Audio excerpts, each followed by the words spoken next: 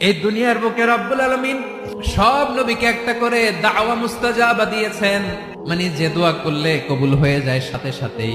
দুনিয়ার সব নবীরা ওই দোয়াটা দুনিয়ায় করে ফেলেছে।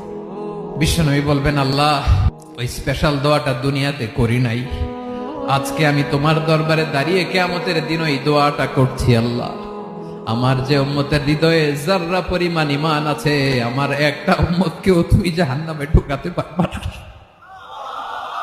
বিশ্বনবী পাগলের মতো একবার হাউজে কাউসারে যাবেন, একবার সিরাতে যাবেন, একবার পুলসিরাতের দিকে, একবার হাউজে কাউসারের দিকে পাগলের মতো দৌড়াতে থাকবেন। তার কোন গুনাহগার উম্মত যাতে জাহান্নামে ঢুকে না যায়। উম্মতি বিশ্বনবী আমার জন্য কাঁদবেন, আপনার জন্য কাঁদবেন, আমাদের জন্য সেদিন কেঁদে কেঁদে জাহান্নামের দরজায় দাঁড়িয়ে আমাদেরকে টেনে টেনে জান্নাতে ঢুকাবেন।